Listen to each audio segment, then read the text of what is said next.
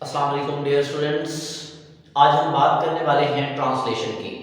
तो ट्रांसलेशन में होता क्या है कि जो राइबोसोम होते हैं, राइबोसोम के ऊपर प्रोटीन की तैयारी करवाई जाती है, प्रोटीन की सिंथेसिस की जाती है।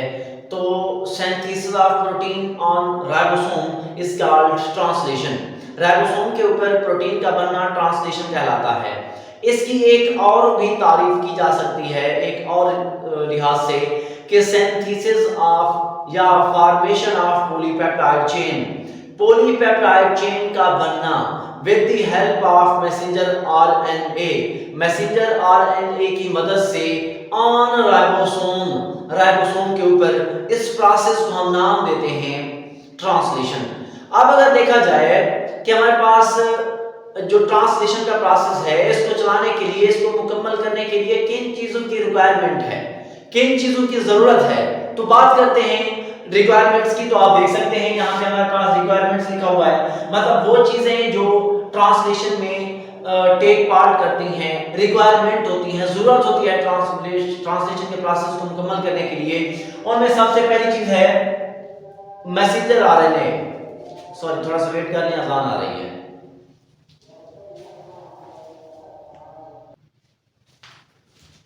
अच्छा भाई, जो हमारे पास पहली रिक्वायरमेंट थी ट्रांसलेशन को, ट्रांसलेशन के प्रोसेस को चलाने के लिए, वो जो सबसे पहली चीज है वो है मैसेंजर आरएनए।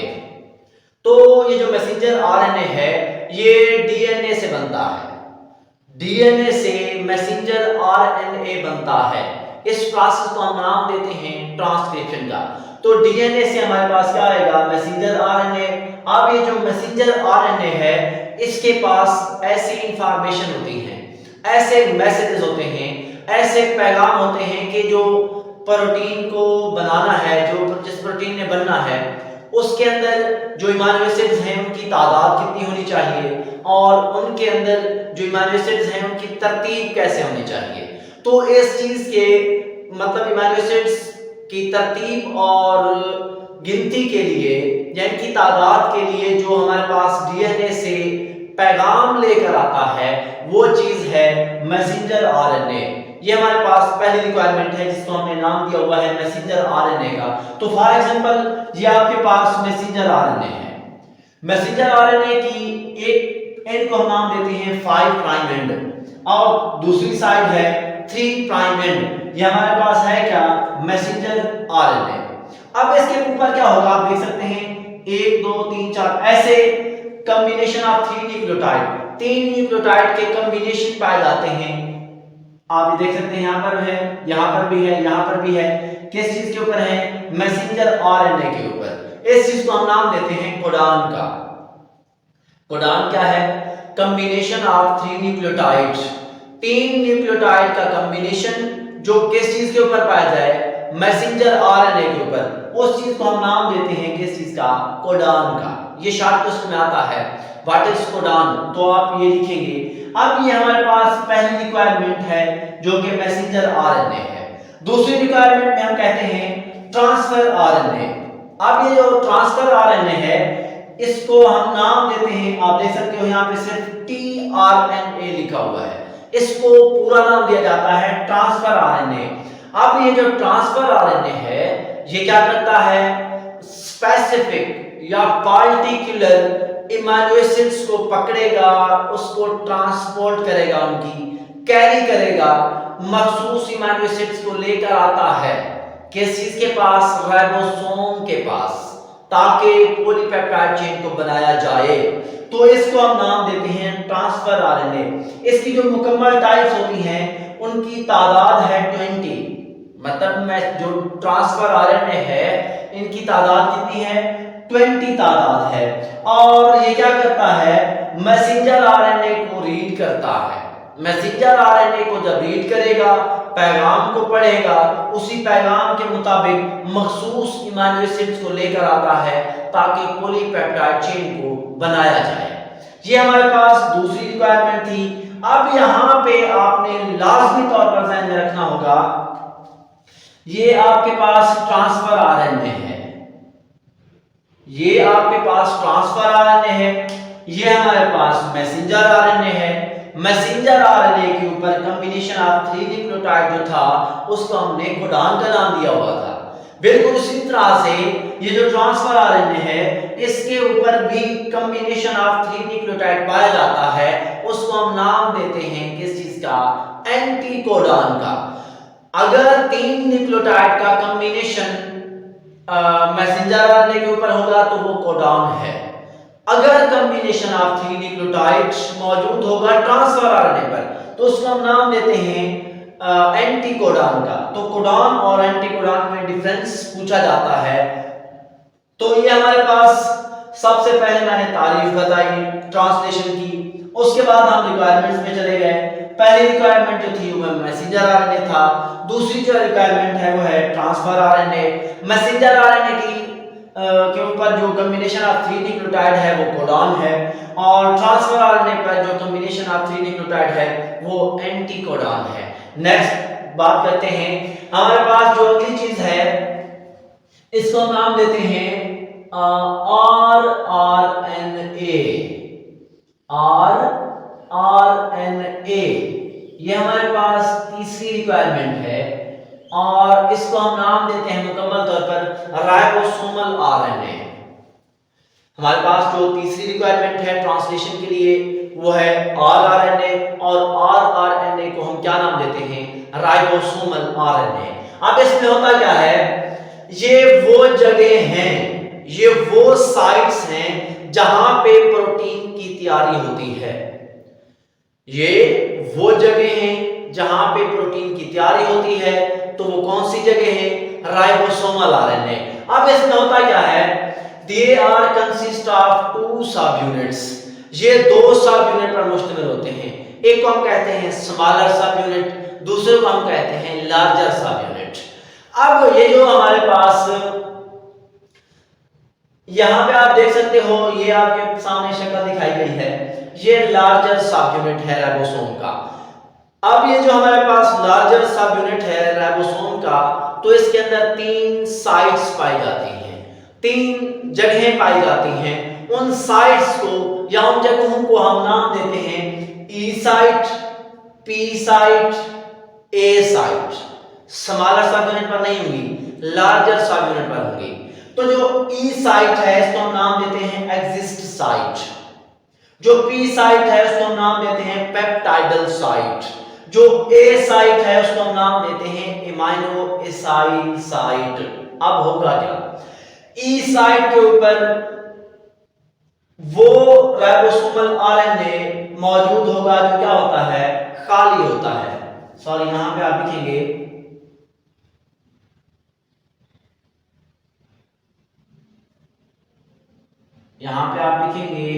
टीआरएनए।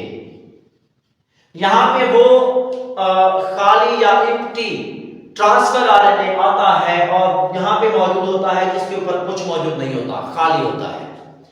वो ट्रांसफर आरएनए जो खाली होगा वो कहां पे आएगा, ई साइट पर। पेप्टाइडल साइट या पी साइट पे क्या होता है, पेप्टाइड बॉन्ड बनता है। इसके अलावा अगर देखा जाए इमाइनो एसाइल साइट के ऊपर क्या होता है, यहां पर नए इमाइनो एसिड्स मौजूद होते हैं। फिर से सुने, तीनों वालों हैं। ई साइट पर ट्रांसफर आरएनए वो वाला जो खाली है वो मौजूद होता है, पी साइट पर पेप्टाइड बॉन्ड बनता है, ए साइट पर नए इमाइनो एसिड्स मौजूद होते हैं। अब अगर मजीद देखा जाए एक और रिक्वायरमेंट है, उसको हम नाम देते हैं amino acyl transfer RNA synthetase. Amino acyl transfer RNA synthetase, ये शॉर्ट क्वेश्चन में भी आ सकता है, मारूजी में भी आ सकता है। दरअसल ये जो amino acyl transfer RNA synthetase है ये एक एंजाइम है। ये क्या करता है, charge up to transfer RNA. पहले ट्रांसफर आरएनए पड़ा हुआ था खामोशी से, वो इमाइनो एसिड्स को लेकर नहीं आता था, उसको चार्ज अप करने के लिए, उसको एक्टिवेट करने के लिए जो एंजाइम इस्तेमाल होता है उसको हम नाम देते हैं amino acyl transfer RNA synthetase. अब आप देख सकते हैं हमारे पास ये जो चीज थी इसको हम नाम देते हैं ट्रांसफर आरएनए। अब ट्रांसफर आरएनए के साथ यहां पे आप देख सकते हैं एंजाइम अटैच हो गया है, इस एंजाइम को हम नाम देते हैं amino acyl transfer RNA synthetase. और ये क्या करता है, ट्रांसफर आरएनए को एक्टिवेट करता है कि क्या करना है, ट्रांसलेशन के प्रोसेस को चलाना है। अब मजीद अगर देखा जाए, ये जो हमारे पास ट्रांसलेशन का प्रोसेस है, पहली रिक्वायरमेंट्स में हमने बात की 3 चीजों की, ribosomal RNA, messenger RNA, transfer RNA, उसके बाद एक एंजाइम की बात की जिसको हमने नाम दिया हुआ है इमाइनो एसाइल ट्रांसफर आरएनए सिंथेटेज। और इसके बाद हमारे पास कुछ फैक्टर्स हैं। ये जो फैक्टर्स हैं ये क्या करते हैं, ट्रांसलेशन के प्रोसेस को चलाते हैं। पहला फैक्टर है IF, initiation factor, initiation factor. दूसरा जो फैक्टर है वो है इलॉन्गेशन फैक्टर, और तीसरा जो फैक्टर है वो है रिलीजिंग फैक्टर, या इसको हम नाम देते हैं टर्मिनेटिंग फैक्टर का या TF का। तो ये फैक्टर्स वन बाय वन करके ट्रांसलेशन के प्रोसेस को चलाते हैं। तो सबसे पहले बात की जाए, हमारे पास 3 स्टेप हैं ट्रांसलेशन के, इनिशिएशन, इलॉन्गेशन और टर्मिनेशन। पहला स्टेप है इनिशिएशन, दूसरा स्टेप है इलॉन्गेशन और तीसरा स्टेप है टर्मिनेशन। तो इसकी सेटिंग थोड़ी सी, मतलब कैमरे की सेटिंग चेंज कर लें ताकि आपको वाज़ेह तौर पर नजर आए।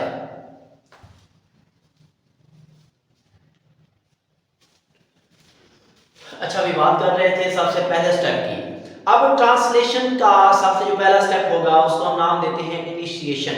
अब इनिशिएशन में क्या होगा, तो आप देखें सबसे पहले हमारे पास मैसेंजर आरएनए आता है डीएनए से।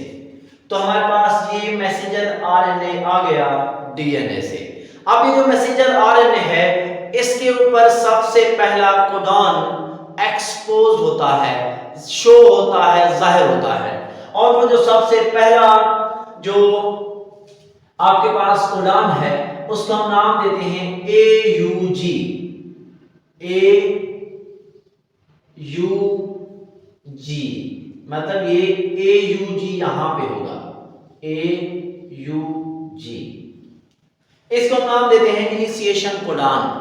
अब इनिशिएशन कोडॉन हमने क्यों कहा हुआ है, क्योंकि हमने जिस स्टेप को चलाना है वो है इनिशिएशन, स्टार्ट करवाया जा रहा है, इनिशिएट करवाया जा रहा है ट्रांसलेशन के प्रोसेस को।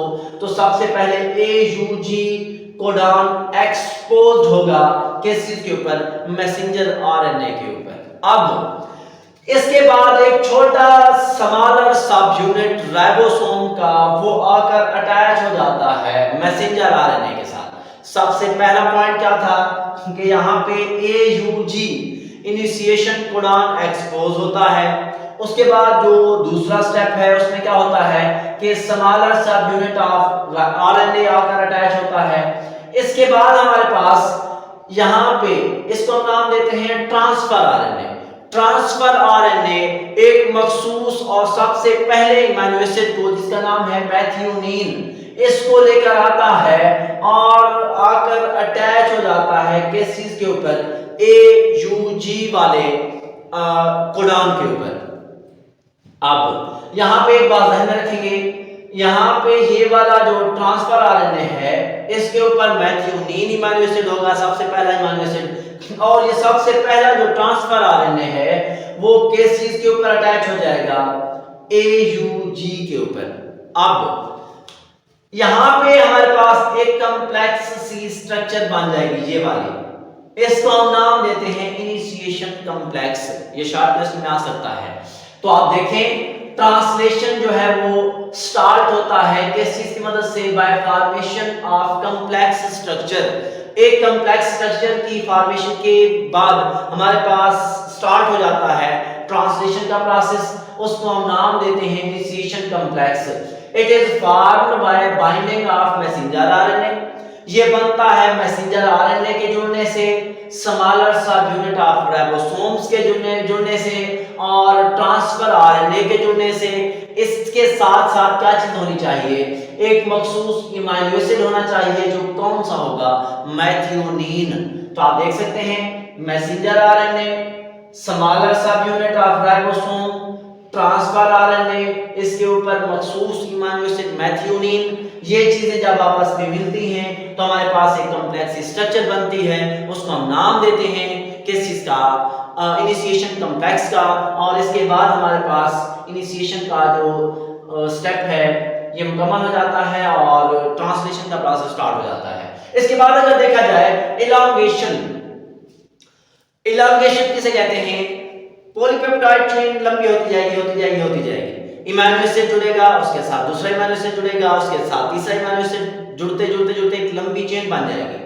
तो लंबी चेन का बनना, इसको हम नाम देते हैं इलांगेशन। अब आप देख सकते हैं इसमें क्या होता है, ये सबसे अहम पॉइंट समझने वाला है। अब इसमें क्या होगा कि ट्रांसफर आरएनए जो सबसे पहले इमाइनो एसिड को लेकर आया था वो कहां पे जुड़ता है, पी साइट पे। लाजमी ध्यान रखेंगे किस साइट पे, ये पी साइट, ये ई साइट, ये ए साइट। सबसे पहला जो सबसे पहला ट्रांसफर आरएनए जो मेथियोनिन को लेकर आता है वो सबसे पहले किस साइट पे अटैच होता है, पी साइट पे। बाकी जितने भी आते जाएंगे, जितने भी ट्रांसफर आरएनए आएंगे इमाइनो एसिड्स को लेकर, वो ए साइट पर अटैच होंगे। सबसे पहले वाला कहां पे अटैच होगा, पी साइट पर। उसके बाद जितने भी आएंगे वो कहां पे अटैच होंगे, ए साइट पर। अब आप देखिएगा जरा, यहां पे हमारे पास पी साइट पे मेथियोनिन को लेकर ट्रांसफर आरएनए आया था, यहां पे अटैच हो गया, ठीक है। अब क्या होगा, यहां पे ये यहीं पे रह, मतलब ये जो मेथियोनिन है ये यहीं पे रह जाएगा और यहां से जो खाली बचेगा ट्रांसफर आरएनए उसको आगे भेजा जाएगा ई साइट पर। फिर यहां से एक और आएगा, कहां पे अटैच हो जाएगा, ए साइट पर। जब ए साइट पर अटैच होगा तो इसके पास जो इमाइनो एसिड होगा ये वाला, फॉर एग्जांपल हम ए इमाइनो एसिड ले लेते हैं, इसका और इसका आपस में बॉन्ड बनेगा। जब बॉन्ड बनेगा तो यहां से ये खत्म, ये खाली जो ट्रांसफर आरएनए है उसको भेजा जाएगा किस के ऊपर, ई साइट पर। इसी तरह एक और लेकर आएगा यहां पे, फिर मिसाल के तौर पर वो ई इमाइनो एसिड है, इनके दरमियान बॉन्ड बनेगा, ये भेजा जाएगा, खाली जो होगा वो कहां पे, आगे। तो सारे के सारे ऐसे बनते जाएंगे, आते जाएंगे इमाइनो एसिड्स यहां पे देते जाएंगे, लंबी चेन बनती जाएगी और खाली जो होते जाएंगे वो आगे चलते जाएंगे ई साइड पर। तो यहां पे एक लंबी जब चेन बन जाएगी, जब लंबी चेन बन जाती है तो आप देख सकते हैं एक लंबी चेन बन गई है। इसी चेन को हम नाम देते हैं पॉलीपेप्टाइड चेन। अब जब ये लंबी चेन बन जाती है तो ये प्रोसेस है इलांगेशन। तो आप देख सकते हैं it is controlled by elongation factor. ये किस चीज की मदद से कंट्रोल होता है, इलांगेशन फैक्टर। फॉर एग्जांपल यहां पे इलांगेशन फैक्टर आकर अटैच हो जाता है जिसने इस प्रोसेस को चलाना है। इट्स फर्स्ट ट्रांसफर आरएनए, जो पहला ट्रांसफर आरएनए है वो अटैच होता है पी साइट पर, बाकी जितने भी आते हैं वो कहां पे अटैच होते हैं, ए साइट पर। अब क्या होगा, when two amino acids present side by जब दो इमाइनो एसिड्स यहां पे अटैच होते हैं साइड बाय साइड तो इमाइनो एसिड्स के दरमियान बॉन्ड बनते चले जाते हैं। जब बॉन्ड बनते चले जाते हैं तो हम नाम देते हैं कि यहां पे पॉलीपेप्टाइड बॉन्ड बना है, पेप्टाइड बॉन्ड बना है। पेप्टाइड बॉन्ड के बनने की वजह से क्या बनेगी, पॉलीपेप्टाइड चेन बनेगी। अब हमारे पास क्या होगा, it is controlled by peptidyl transferase. इसको मतलब कंट्रोल करने के लिए एक एंजाइम इस्तेमाल होता है जिसको हम पेप्टाइड ट्रांसफरेज एंजाइम कहते हैं। और ये जो एनर्जी इसके लिए चाहिए वो कहां से आती है, हासिल होती है ग्लिसरॉल्डिहाइड डाइफॉस्फेट से। अब यहां पे क्या होगा, जब यहां पे एक लंबी चेन बन जाती है, लंबी चेन जब बनती है तो पॉलीपेप्टाइड चेन तो बन गई है जिसको हमने बनाना था। इस प्रोसेस को फिर क्या किया जाएगा, स्टॉप करवाया जाएगा। अब स्टॉप करवाने के लिए एक और स्टेप इस्तेमाल होता है जिसको हम नाम देते हैं टर्मिनेशन। अब ये इंतहाई अहम पॉइंट है। अब जब हमारे पास यहां पे इलांगेशन हो जाती है, लंबी चेन बन जाती है, तो यहां पे थोड़ा सा इसको रेज कर लेते हैं। जब हमारे पास एक लंबी सी चेन बन जाएगी, फिर हमारे पास क्या होगा, उस डायग्राम को हम दरअसल यहाँ पे बनाना चाहते हैं। तो यहाँ पे आप देख सकते हैं, इसको हमने 5 प्राइम एंड का नाम दिया हुआ है, इसको हमने 3 प्राइम एंड का नाम दिया हुआ है। यहाँ पे कोडान मौजूद हैं। अब यहाँ पे सब वो जो इलोंगेशन का स्टेप था, यहाँ पे जो फैक्टर अटैच था वो इलोंगेशन फैक्टर था। अब एक और फैक्टर आकर अटैच होता है जिसको हम नाम देते हैं टर्मिनेशन फैक्टर, TF, या रिलीजिंग फैक्टर RF का नाम देते हैं। अब हमारे पास क्या होगा कि यहाँ पे ई साइड के ऊपर खाली ट्रांसफर RNA जो है वो अटैच है। अब हमारे पास क्या होगा कि यहाँ पे पी साइड के ऊपर और ट्रांसफर RNA है। यहाँ पे एक बहुत बड़ी चेन बन गई है, मिसाल के तौर पर यहाँ पे M था, यहाँ पे A, यहाँ पे E, सारे के सारे आपके पास क्या हैं, इमाइनो सेल आपस में जुड़े हुए हैं। तो यहाँ पे क्या बनेगा, एक बहुत लंबी चेन बन जाती है जिसको हम क्या नाम लेते हैं, पॉलीपेप्टाइड चेन। अब ये जो हमारे पास पॉलीपेप्टाइड चेन बन जाती है, तो दरअसल यहाँ पे होता क्या है, लार्जर सब यूनिट ऑफ राइबोसोम अटैच है, उसके ऊपर जो ये बी साइड थी, ये पी साइड, ये ए साइड। अब हमारे पास क्या होगा, यहाँ पे जब ये पॉलीपेप्टाइड चेन बन जाती है तो ये जो ट्रांसफर आरएनए है, यहां पे टर्मिनेशन कोडॉन, मतलब कि जिसको हम स्टॉप कोडॉन भी कहते हैं, नॉनसेंस कोडॉन भी कहते हैं, जो कि UAA या UGA या UAG इनमें से कोई एक भी हो सकता है, जो क्या होगा, स्टॉप कोडॉन होगा। फॉर एग्जांपल हम नाम दे देते हैं UAA। अब ये क्या होगा, ये आकर अटैच हो जाएगा यहां पे। अब जब ये यहां पे अटैच हो जाएगा तो नीचे फैक्टर भी कौन सा आया हुआ है, टर्मिनेशन फैक्टर। अब ये यहां पे आकर क्या कर देते हैं, ट्रांसलेशन के प्रोसेस को स्टॉप कर देते हैं। ट्रांसलेशन के प्रोसेस को जब स्टॉप करते हैं तो यहां से इस जो लंबी चेन बन गई थी इसको रिलीज किया जाता है। जब ये रिलीज हो जाती है तो हम कह सकते हैं कि पॉलीपेप्टाइड चेन बन भी गई है, उसको रिलीज भी कर दिया गया है। इसका मतलब क्या है कि प्रोटीन की तैयारी हो गई है। जब प्रोटीन की तैयारी हो जाती है तो यहां तक हमारे पास हम कह सकते हैं कि ट्रांसलेशन का प्रोसेस कंप्लीट हो चुका है। तो ये हमारे पास आसान और सिंपल सा टॉपिक है। तो उम्मीद करते हैं आपको समझ आ गई होगी। ओके जी, अल्लाह हाफिज।